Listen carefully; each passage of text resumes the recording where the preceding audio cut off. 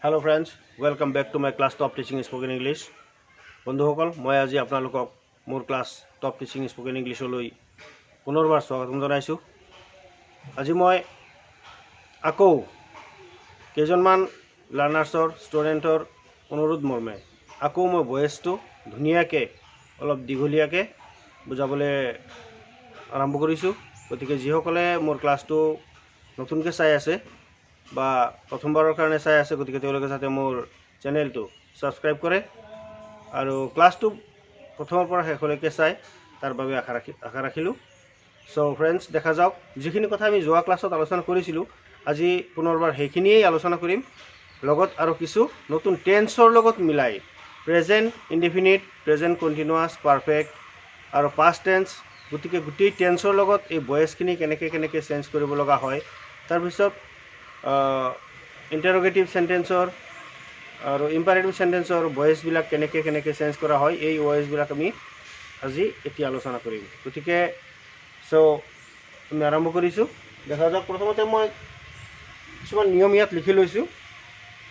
আগত যিখিনি আমি আলোচনা কৰিছিলোঁ সেইখিনি আছিলে।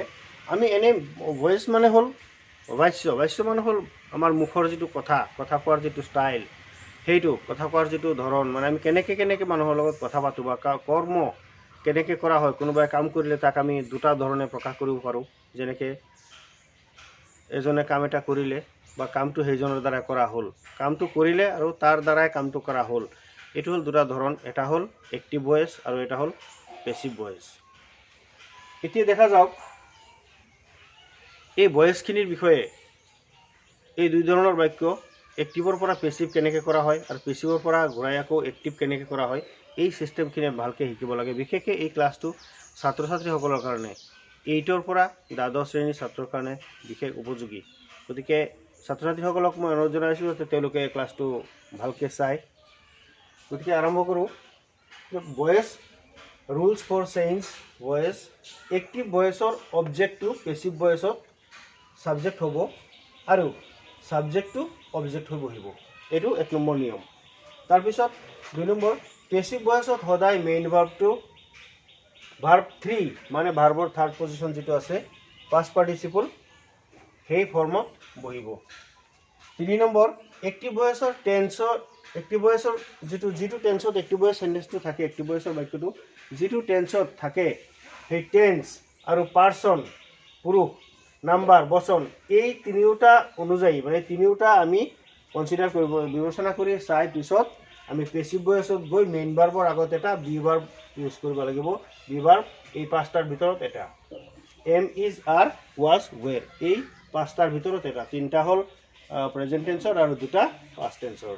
গতিকে 4 নম্বৰত এটা নিয়ম লিখা হৈছে, এক্টিভ ভয়েছৰ ছাবজেক্টটো পেছিভ ভয়েছত বাই প্ৰিপজিশ্যনৰ অবজেক্ট হৈ বহিব। মানে যেনেকৈ ইয়াত মই এটা উদাহৰণ লিখিছোঁ, Jim Corbett killed the tiger. Jim কৰবেটে বাঘটো মাৰিছিল, এইটো এক্টিভ ভয়েছত আছে সম্পূৰ্ণ। গতিকে ইয়াত এক্টিভ ভয়েছত আছে, জিম কৰবেট হ'ল ছাবজেক্ট, কিল্ড মেইন ভাৰ্ব আৰু দ্য টাইগাৰটো হ'ল অবজেক্ট, বস্তু। জিম কৰবেটে বাঘটো মাৰিছিল, গতিকে এই বাক্যটোক নিয়মখিনিৰ লগত মিলাই যেতিয়া আমি চেঞ্জ কৰিম তেতিয়া আমি পাম পেছিভ ভয়েছত হ'ব দ্য টাইগাৰ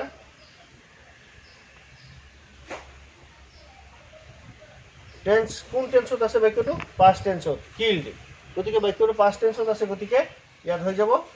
আৰু এইটো নাম্বাৰ হ'ল ছিংগুলাৰ নাম্বাৰ, গতিকে ৱাজ।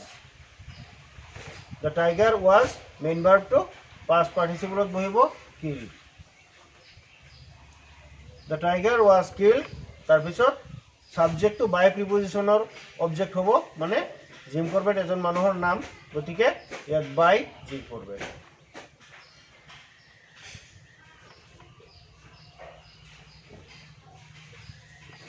এইটো হ'ল পেছিভ ভয়েছ।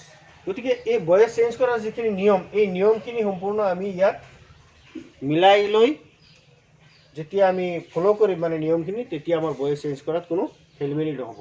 তাৰপিছত আমি আৰু কেইটামান উদাহৰণ ল'ব পাৰোঁ। এইটো আছিলে পাষ্ট টেন্সৰ বাক্য, প্ৰেজেণ্ট টেন্সৰ এটা লিখিম, যেনেকৈ ৰূপা writes the note. এইটো একটিভ ভয়েসৰ আছে, গতিকে এইটো পেসিভ কৰোঁতে আমি কি কৰিম, দ্য নোট আহি যাব আগত, দ্য নোট। বাক্যটো সম্পূৰ্ণ প্ৰেজেন্ট টেন্সত আছে, প্লাস এটা নোট, নোটটো হ'ল এক বচন, গতিকে দ্য নোট ইজ এক বচন আৰু প্ৰেজেন্ট টেন্স, সো ইয়াত ইজ ইউজ হ'ব। দ্য নোট ইজ মেইন ভাৰ্বটো ভাৰ্বৰ থাৰ্ড পজিশ্যনলৈ গুচি গ'লে কি হ'ব, written. The note is written by Rupa, name of a person, so ৰূপাই হ'ব। এতিয়া দেখা যাওক একটিভ ভয়েসত আছিলে ৰূপা ৰাইটস দ্য নোট আৰু পেচিভত হৈ গ'ল the note is written by ৰূপা। গতিকে আমি এতিয়া আৰু এটা উদাহৰণ চাম যিটো বহু বচনত থাকিব, যেনেকৈ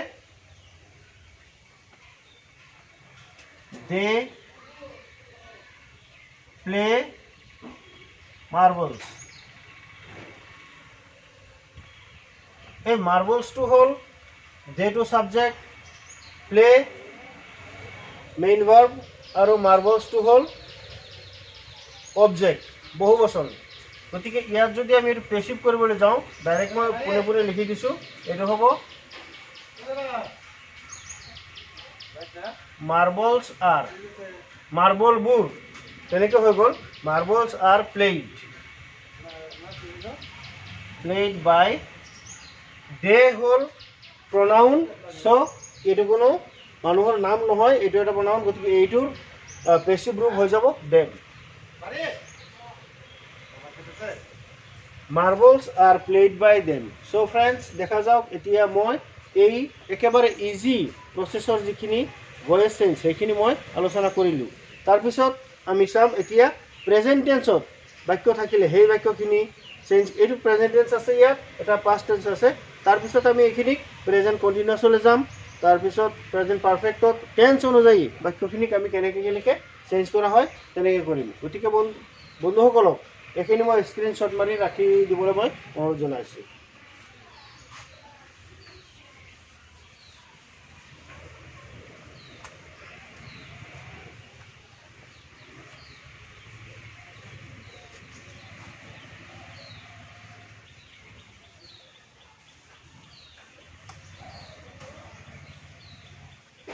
এতিয়া দেখা যাওক প্ৰেজেণ্ট ইনডিফিনিট টেন্সত। প্ৰেজেণ্ট ইনডিফিনিট টেন্সত থাকিলে বাক্যখিনিক আমি কেনেকৈ কি কৰিম, যেনেকৈ we do the work, we do the, present indefinite লিখা নাই,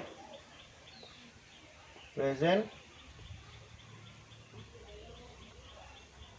ইনডিফিনিট টেন্সত থাকিলে এই বাক্যটো কেনেকৈ হ'ব, উই ডু দ্য ৱৰ্ক। একটিভ ভয়েসত আছে উই ডু দ্য ৱৰ্ক। পেচিভ ভয়েসত এইটো কি হ'ব, পেচিভ ভয়েসত কি হ'ব, দ্য ৱৰ্ক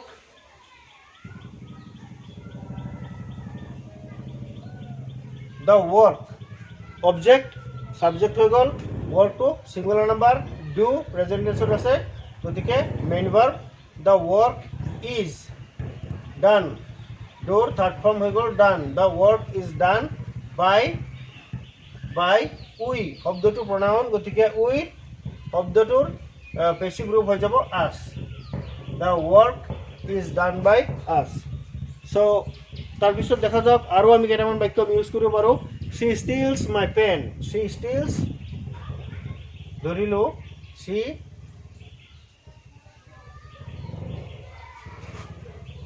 steals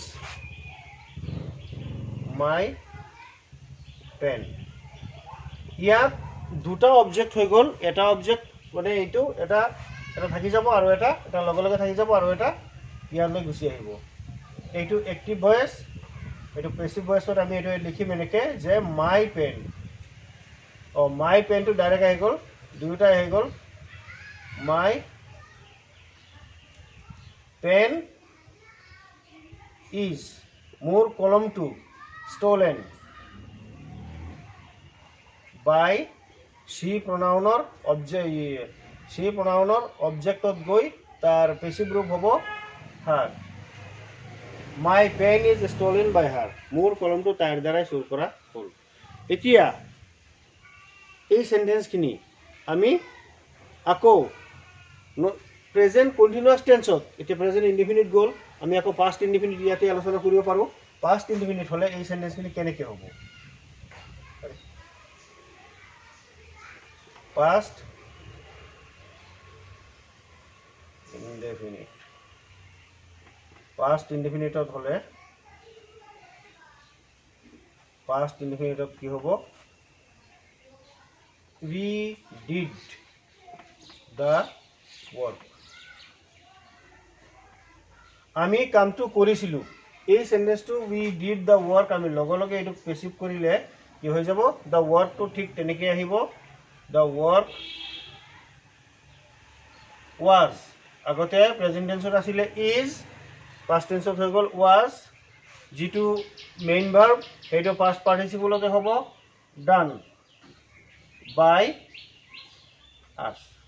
সিস্টেম একেই, কেৱল মাত্ৰ ইয়াত is, ইয়াত আছিলে is আৰু ইয়াত হৈ গ'ল was।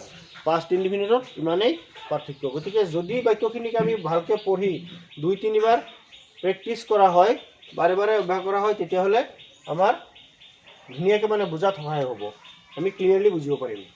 তাৰপিছত দেখা যাওক আমি এই বাক্যখিনিক আকৌ প্ৰেজেন্ট কণ্টিনিউয়াছ টেন্সত কেনেকৈ ইউজ কৰোঁ। প্ৰেজেন্ট কণ্টিনিউয়াছ টেন্সত ইউজ কৰিবলৈ হ'লে প্ৰেজেন্ট কণ্টিনিউয়াছ শৰ্টকৈ লিখি লৈছোঁ। প্ৰেজেন্ট কণ্টিনিউয়াছত কেনেকৈ হ'ব? যেনেকৈ we are doing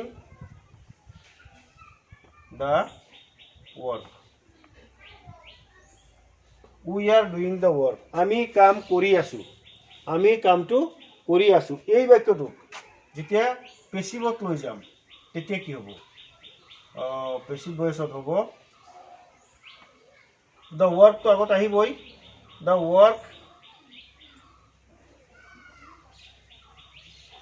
work is, কাৰণ বাক্যটো প্ৰেজেন্ট কণ্টিনিউয়াছ টেন্স, কিন্তু ৱৰ্কটো হৈ গ'ল এটা কাম, এটা বস্তু, গতিকে the work is being,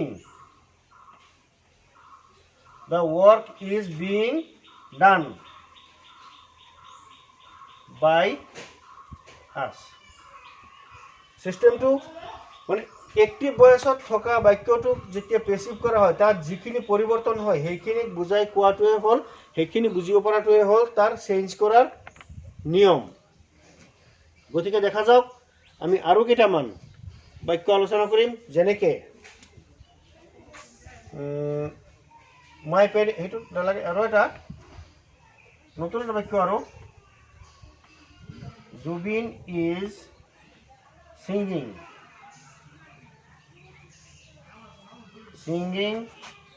a song, Zubeen is singing a song, জুবিনে এটা গান গাই আছে, জুবিনে এটা গান গাই আছে, এক্টিভ ভয়েসত আছে এনেকুৱা। আমি এইটো পেছিভত কৰিলে আমি কি ক'ম? এ সং আহি যাব প্ৰথম, a song is being, a song is being sung by sing, sang, sung, sung হল সিঙৰ থাৰ্ড ফৰ্ম, গতিকে a song is being sung by Zubeen. এইটোৱে হ'ল ভয়েস চেঞ্জৰ নিয়ম। গতিকে ফ্ৰেণ্ডছ, মই আপোনালোকক বাৰে বাৰে অনুৰোধ জনাইছোঁ যাতে বোৰ্ডত লিখা যিখিনি কথা হয় এবাৰ মোহাৰি দিয়াৰ আগত সেই বোৰ্ডখিনি ভালকৈ আপোনালোকে ছেভ কৰি বা স্ক্ৰীনশ্বট মাৰি ৰাখি দিলে বেছি ভাল হ'ব। ইয়াত আৰু কেইটামান নিয়ম আছে, যে ভয়েস চেঞ্জ কৰাৰ যিটো নিয়ম, মানে এই জুবিন, এই বাক্যটো যে লিখা হ'ল জুবিন, এইটো আছিলে continue, Zubeen is singing a song is being sung by Zubeen. এই বাক্যটোৰ পৰা এই বাক্যটো হওঁতে কি কি পৰিৱৰ্তন হ'ল সেইখিনি ভালকৈ চাই লোৱাই হ'ল তাৰ নিয়ম। ইয়াত নিয়মটো মই যদি এক্সট্ৰাকৈ লিখিবলৈ যাওঁ তেতিয়া আমি এনেকৈ লিখিম যে অবজেক্টটো ইয়াত ছাবজেক্ট হ'ল, আৰু ইজটো যেনেকৈ আছিলে, মানে বি ভাৰ্বটো বাক্যত এক্টিভত যেনেকৈ আছিলে তেনেকৈ থাকিল, বা তেনেকৈ নাথাকিবও পাৰে, যদি ইয়াত বহুবচন হৈ যায় ইয়াত আৰ হৈ যাব।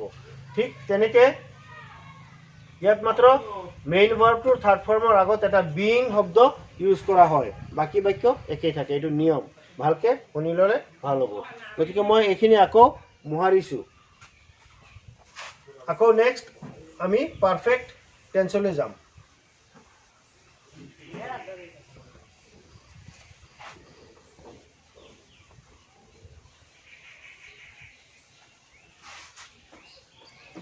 প্ৰেজেন্ট পাৰফেক্ট টেন্স এতিয়া।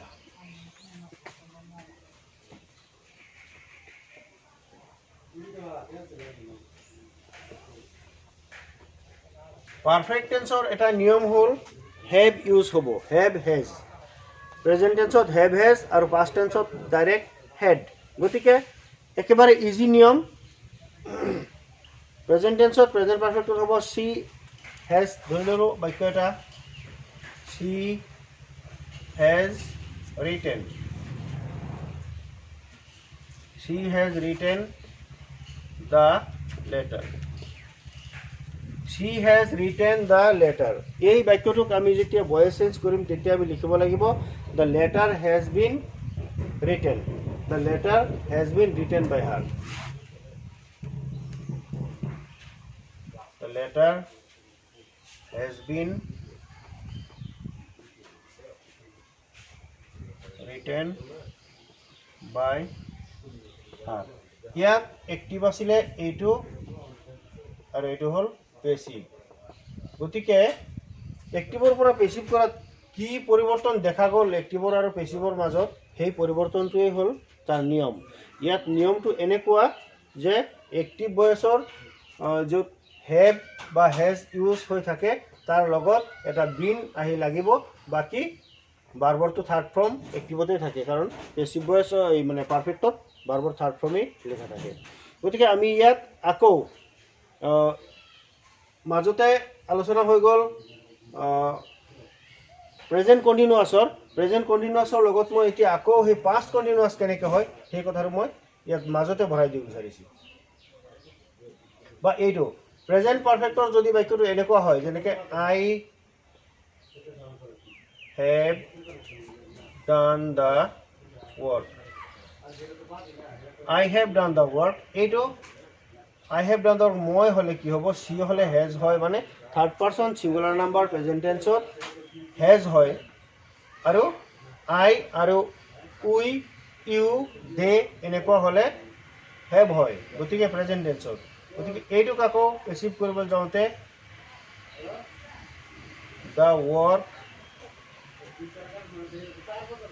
হেজ বিন, ৱৰ্কটো থাৰ্ড পাৰ্চন ছিংগুলাৰ নাম্বাৰ আহি গ'ল, সেইকাৰণে ইয়াত আকৌ হেজ হৈ গ'ল। ৱৰ্কটো আগলৈ গুচি আহিল, সেইকাৰণে ইয়াত হেজ হৈ গ'ল। The work has been done by me. এই বাক্যটো যদি আমি আকৌ পাষ্ট টেন্সত লিখোঁ যেনেকৈ আই হেড,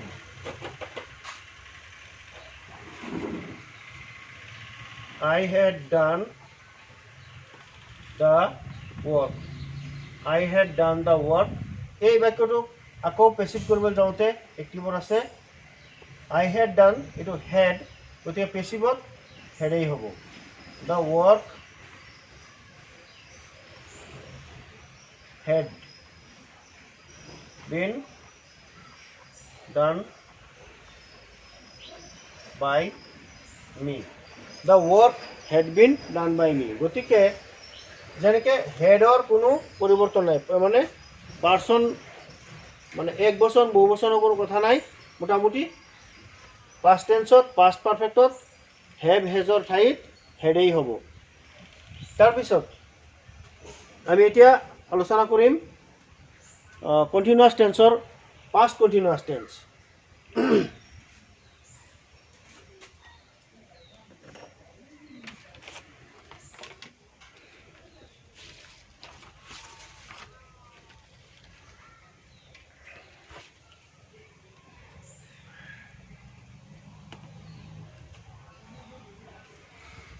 আমি এতিয়া আলোচনা কৰিম পাষ্ট মানে এই সেন্টেন্সখিনি আৰু কেইটামান বাক্য আমি আলোচনা কৰিব পাৰোঁ, মানে উদাহৰণখিনি বেছি উদাহৰণ আলোচনা কৰিলে আমাৰ কাৰণে বেছি ভাল। গতিকে the boy has broken the glass. The boy has broken the glass. ল'ৰাটোৱে গ্লাছটো ভাঙিলে, মানে ভঙা কামটো সম্পূৰ্ণ হৈ গ'ল, has broken. গতিকে এইটো পাৰফেক্ট টেন্স। এতিয়া আমি এইটো প্ৰেজেণ্ট পাৰফেক্ট টেন্স। প্ৰেজেণ্ট পাৰফেক্টত কি হ'ব? দ্য বয় হ'ল থাৰ্ড পাৰ্চন ছিংগুলাৰ নাম্বাৰ, গতিকে এইটো হেজ দ্য গ্লাছটো একেই থাৰ্ড পাৰ্চন ছিংগুলাৰ নাম্বাৰতে হ'ব, গতিকে এইটো passive voice the glass has been broken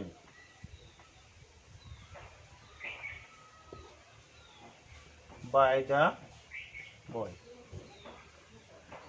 The glass has been broken by the boy. The glass has been broken by the boy. ইয়াত যদি এই বাক্যটো এক্টিভ ভয়েছত থকা এই বাক্যটো যদি দ্য বয় হেজ ব্ৰোকেন নাথাকি যদি হেড থাকিলেহেঁতেন, তেতিয়াহ'লে ইয়াতো হেডেই হ'লহেঁতেন আৰু বাক্য ছেইম একেই থাকিলেহেঁতেন।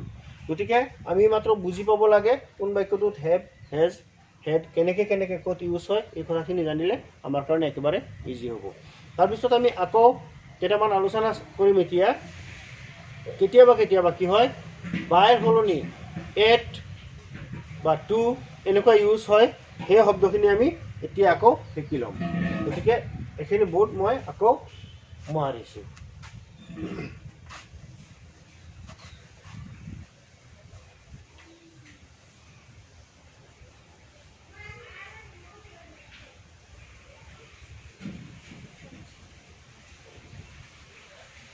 ছাত্ৰ ছাত্ৰীসকলক অনুৰোধ জনোৱা হৈছে যাতে তেওঁলোকে বাৰে ঘূৰাই ক্লাছটো বাৰে চায়, তেতিয়াহ'লে ভয়েছটো তেওঁলোকে লগে প্ৰেক্টিছ কৰি গ'লে ধুনীয়াকৈ শিকিব। কেতিয়াবা কি হয়, বাইৰ সলনি টু, কেতিয়াবা বাইৰ সলনি টু এট উইথ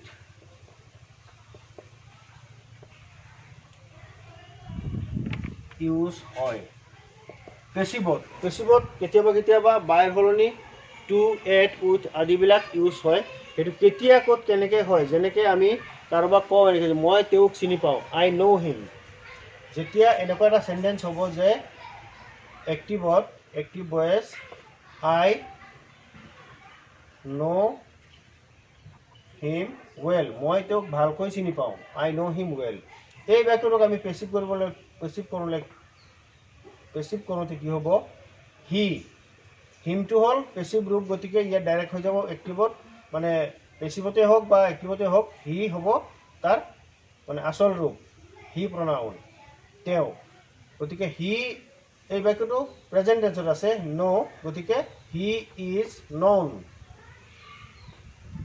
হ'ল ভাৰ্বৰ থাৰ্ড ফৰ্ম, ন'ৰ থাৰ্ড ফৰ্ম, গতিকে he is known to me. এইটো ৱেল যে আছিলে এইটো এটা এক্সটেনশ্যন, গতিকে এইটো যেনেকৈ আছে থকাৰ দৰেই থাকিব। He is known to me well, তেওঁ মোৰ দ্বাৰাই ভালকৈ পৰিচিত, মানে তেওঁক মই ভালকৈ চিনি পোৱাটো যে সেইটো ঠিক। গতিকে আৰু কেইটামান চেণ্টেঞ্চ আছে ইয়াত আমি আলোচনা কৰিম। He is known to me well, তাৰপিছত আছে হি pleased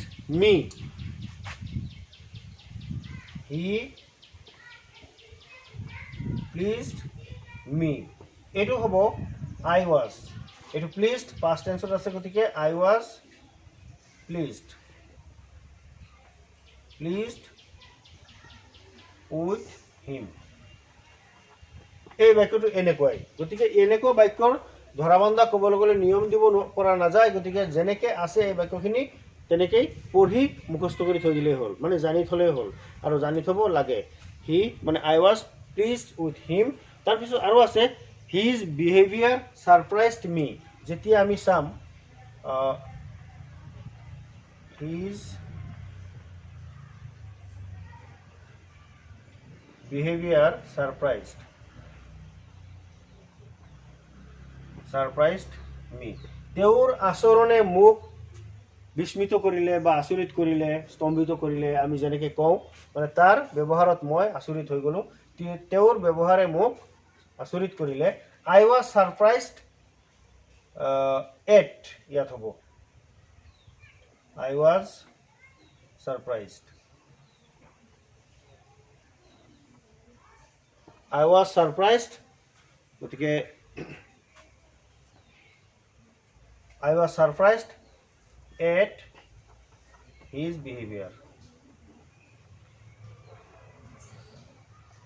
I was surprised at his behavior. মই তাৰ ব্যৱহাৰত খুবেই আচৰিত।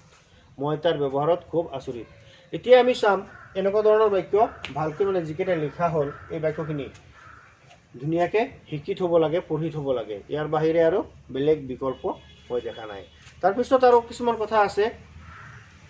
কিছুমান বাক্যত আমি যেতিয়া পাওঁ যে মেইন ভাৰ্বৰ আগত অক্সিলাৰী ভাৰ্ব থাকে, পেচিভ কৰোঁতে মানে অক্সিলাৰী ভাৰ্বৰ লগত এইটো কি কৰিব লাগে, বি ইউজ কৰিব লাগে। মানে যেনেকৈ কিছুমান বাক্যত অক্সিলাৰী ভাৰ্ব যদি থাকি যায়, যেনেকৈ আই can do this, I can do দিছ। কিছুমান বাক্যত অক্সিলাৰী ভাৰ্ব থাকে মানে মেইন ভাৰ্বৰ আগত। সেই বাক্যখিনি আমি কি কৰিব লাগে, মই নিয়মটো পিছত লিখিম। মই বেলেগ এটা উদাহৰণ দিছোঁ। I can do this. এই বাক্যটো প্ৰেজেণ্ট টেন্সত আছে, মেইন ভাৰ্ব হ'ল ডু, কেন হ'ল অক্সিলাৰী ভাৰ্ব। গতিকে আই কেন ডু দিছ এক্টিভৰ আছে this is, this is can be done by me. আইৰ পেচিভ ৰূপ হ'ল মি। এই বাক্যটোক আমি ভালকৈ লক্ষ্য কৰিব লাগে, পৰ্যবেক্ষণ কৰিব লাগে কেনেকৈ হ'ল। I can do this, this is can be done by me. I can do this, this is can be done by me. এতিয়া this can be done by মি লিখিলেও ভুল নহ'ব, দিছ is can be done by মি এইটো লিখিলেও বাক্য শুদ্ধই হ'ব। গতিকে আৰু কিছুমান বাক্য আছে এনেকুৱা যে ৰাজু মে লাভ এট ইউ, বা যেনেকৈ হি মাষ্ট কিপ ইট, তেওঁ এইটো ভালকৈ ৰাখিব। হি মাষ্ট কিপ ইট, তেওঁ এইটো ভালকৈ ৰাখিব। মানে কিপ ইট, তেওঁ এইটো ভালকৈ ৰাখিব। ইট মাষ্ট বি কিপড, এইটোক আমি পেচিভ কৰিম এনেকৈ, ইট মাষ্ট বি কিপৰ, এইটো কিপ হৈ গ'ল। মাষ্টটো হ'ল অক্সিলাৰী ভাৰ্ব, কিপ হ'ল main verb. So' it must be keeped by কোন আছিলে, him. It must be keeped by him, এইটো তাৰ দ্বাৰাই নিশ্চয় ৰখা হ'ব। ঠিক এনেকুৱা ধৰণৰ কিছুমান বাক্য আৰু আছে। গতিকে এটা দুটা বাক্য ইয়াত দিয়া হৈছে। যদি এইখিনি বাক্য বেছিকৈ আলোচনা কৰা হয়, ভালকৈ চোৱা হয়, তেতিয়াহ'লে নিশ্চয় ছাত্ৰ ছাত্ৰীসকল উপকৃত হ'ব। কেতিয়াবা এক্টিভত কি হয়, দুটাকৈ ডাইৰেক্ট মানে দুটাকৈ অবজেক্ট থাকি যায়। তেনেকুৱা চেণ্টেন্সো কেইটামান আছে। দুটাকৈ অবজেক্ট থাকিলে এটা হ'ল ডাইৰেক্ট অবজেক্ট আৰু এটা ইনডাইৰেক্ট অবজেক্ট। তেনেকুৱা বাক্য মই আলোচনা কৰিছিলোঁ। তেনেকুৱা ধৰণৰ বাক্য মই আৰু দুটামান ইয়াত লিখি দিম। ইয়াৰ নিয়মটো বিশেষকৈ আই কেন ডু দিছ, ইয়াৰ নিয়মটো বিশেষকৈ লিখিব নালাগে। যদি ছাত্ৰ ছাত্ৰীসকলে এইখিনি ভালকৈ লক্ষ্য কৰি যায় আৰু বেছিকৈ পঢ়ি যায় তেতিয়া হৈ যাব। আৰু মই এতিয়া নতুনকৈ কোৱা কথাটো হ'ল যে কিছুমান বাক্য আছে যিবিলাক বাক্যত দুটাকৈ অবজেক্ট থাকে। সেই দুটাকৈ অবজেক্ট থকা বাক্য যেনেকৈ he gave me a pen, ইয়াত দুটা অবজেক্ট আছে, এইটো এটা এইটো এটা। এই অবজেক্ট দুটাক আমি দুটা অবজেক্ট হিচাপে ইউজ কৰিব পাৰোঁ। এটা ডাইৰেক্ট মানে গেবৰ লগত যিটো আছে সেইটো ডাইৰেক্ট, অলপ দূৰত যিটো মানে যিটো তাৰ লগত সম্পৰ্ক হৈ আছে সেইটো হৈ যাব ইনডাইৰেক্ট। গতিকে আমি ইনডাইৰেক্টটোক আগত আনিব পাৰোঁ পেচিভ কৰোঁতে। এ পেন, এইটো গেভটো হ'ল পাষ্ট টেন্স, এটা কলম। গতিকে a pen was given, given me, মিটো লগে লগে থাকি যাব, মেইন ভাৰ্বৰ লগে থাকি যাব। A pen was given me by him. এনেকুৱা ধৰণৰ কিছুমান বাক্য আমি আৰু পাম। গতিকে এনেকুৱা এই যিখিনি বাক্য আমি আজি আলোচনা কৰি আছোঁ বা কৰিলোঁ, এইখিনি লগে লগে চবেই শিকি যাব লাগে। তাৰপিছত আমি আৰু কেইটামান বাক্য আমি আলোচনা কৰিম যে ইম্পাৰেটিভ চেণ্টেন্সত যেতিয়া অৰ্ডাৰ দিয়া হয় সেইখিনি চেণ্টেন্স আমি এতিয়া আলোচনা কৰিম ইম্পাৰেটিভ। আৰু ইণ্টাৰগেটিভ, এই দুটা সেন্টেন্স এতিয়ালৈকে বাকি আছে। গতিকে আজি মই ভাবিছোঁ এইটো ক্লাছত সম্পূৰ্ণ ভয়েস চেঞ্জ সম্পূৰ্ণ কৰি দিম। ইম্পাৰেটিভ সেন্টেন্সত কি হয়, লেট ইউজ কৰিব লাগে। ইম্পাৰেটিভ সেন্টেন্সত কি হয়, কোৱা হয় যে ডু ইট। একেবাৰে ইজি সেন্টেন্স ডু ইট, এইটোক আমি এইটো হ'ল এক্টিভৰ আছে, পেচিভ কৰোঁতে কি হ'ব, late it be done. Do it, এইটো কৰা, এইটো হ'ব যে এইটো কৰা হওক, তাৰ অৰ্থটো এনেকুৱা হ'ব, do it let it be done. তাৰপিছত give it to me, give it to me. ইয়াত গিভ ইট, টু মিটো বেলেগ, টু মিটো এক্সটেনশ্যন বুলি ক'ব পাৰোঁ, কিন্তু মেইন শব্দ হ'ল গিভ ইট, মেইন ভাৰ্ব এইটো, আৰু এইটো হ'ল অবজেক্ট। ইয়াত আমি লেট ইউজ কৰি কি কৰিব লাগিব, লেট ইট বি গিভেন, সেই টু মিটো লাষ্টত থাকি যাব।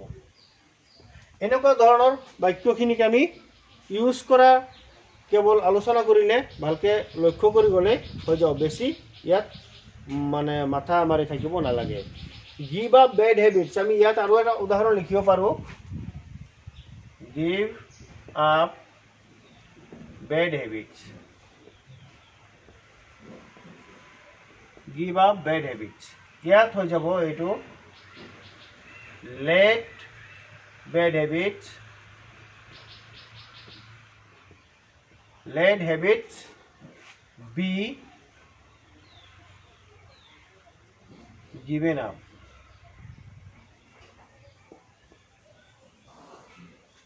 let bad habits be given up, বেয়া অভ্যাসবিলাক এৰি দিব লাগে বা এৰা হওক, এৰি দিব লগা হওক, এনেকুৱা। তাৰপিছত আমি বাক্য আৰু কেইটামান আলোচনা কৰিম, সেইকেইটা হ'ল ইণ্টাৰগেটিভ। এতিয়া আমি আলোচনা কৰিলোঁ ইম্পাৰেটিভ, তাৰপিছত আমি অলপ থুলমূলকৈ আলোচনা কৰিব লগা হৈছে interrogative.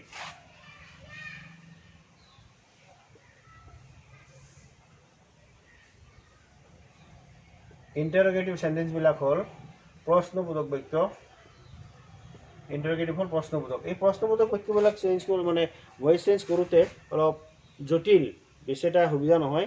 Does he play football, যেনেকৈ এটা প্ৰশ্ন হ'ল, ডাজ হি প্লে ফুটবল,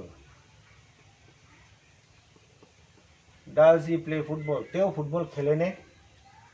এতিয়া এই বাক্যটোক ডাজ হি প্লে ফুটবল, এই বাক্যটোক যদি ডাজ নাৰাখি হি প্লেজ ফুটবল এনেকুৱা হৈ যাব, ফুটবলটো আগত গুচি আহিব, football is played by him, তেতিয়াহ'লে ইয়াৰ ডাজৰ পৰিৱৰ্তে ফুটবলৰ আগত ইজ এটা আহি যাব। আমি কথাটো এনেকৈ উল্টাকৈ বুজিলেই হৈ গ'ল, ইজ ফুটবল, যিহেতু ফুটবল হ'ল ছিংগুলাৰ নাম্বাৰ, আৰু বাক্যটো প্ৰেজেণ্ট টেন্সত, ইজ ফুটবল প্লেড,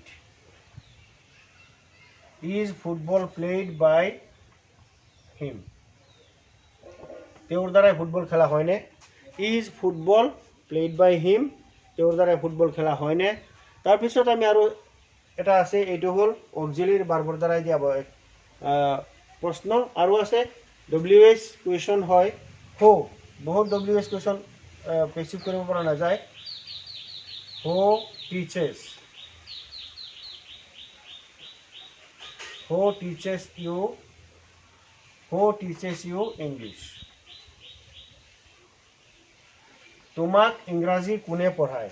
এই বাক্যটো হো টিচাৰ্ছ ইউ ইংলিছ, এদিনাখন মই যোৱা এটা ক্লাছত কৈছিলোঁ যে হোটোক যদি মই আমি হেৰি ধৰি লওঁ, এজন কৰ্তা হিচাপে, ডোৱাৰ হিচাপে ধৰি লওঁ, তেতিয়াহ'লে ইংলিছ ইজ টট আছ বাই টট ইউ বাই হিম, মানে হো। গতিকে এই বাই হোটো হোম হৈ যাব, বাই হোম, এই শব্দটো এনেকুৱা হৈ যাব, by whom is English taught to you, by whom পেচিভৰ হ'ব by whom is English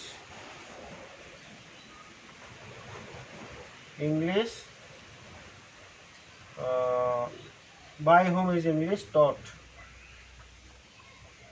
GST taught. By whom is English taught to you.